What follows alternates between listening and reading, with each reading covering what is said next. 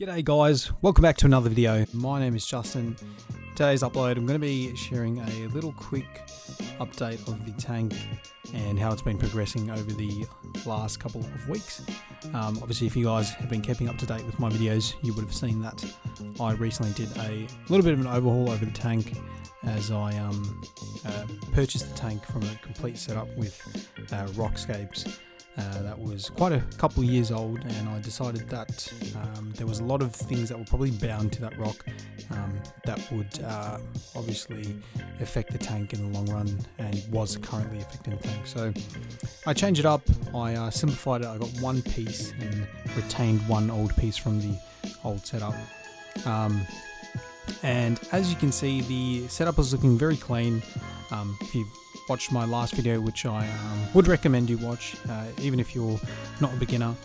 My tank was going through a massive algae phase, and I basically followed all the advice that I gave in the previous video, and not even a couple weeks later the tank is looking as it is right now, which is very clean, with honestly quite minimal effort, and it just shows that you know, obviously with patience and just a little bit of maintenance, you can have a pretty straightforward, decent looking reef tank.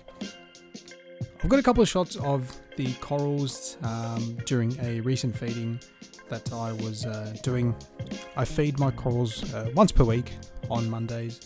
I know it's a heavily stipulated topic whether corals need to be fed or not, but I decided that due to having a pretty low nutrient reef tank and then I only have 2 fish, they would definitely benefit from an additional direct feeding at least once per week, which I have been doing, and I can only say that the results speak themselves. The corals are super fluffy after the feedings, and I do feel their vibrancy is really really noticeable after those direct feedings. So got a couple of cool shots that you can see the corals after and during the feeding. Recently, one of my massive MVPs that I have to give props to is the little fella that you're seeing on screen now, the Strombus snail, or fighting conch, which they were commonly known as, but I believe now they just sort of go as Strombus. If you guys don't have one of these in your tank, I would highly suggest that you grab one. The amount of debris and algae that they take off the bottom of the sand bed is so underrated, and one of the things about having you know, a cleanup crew in your reef tank is that they really do clean up the tank.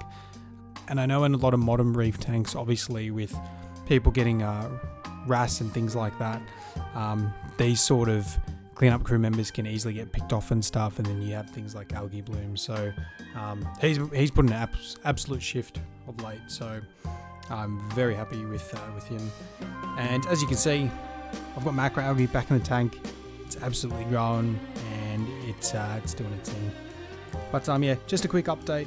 So thanks for watching, guys. Merry Christmas, and please subscribe if you enjoyed the video. Stay tuned for more updates.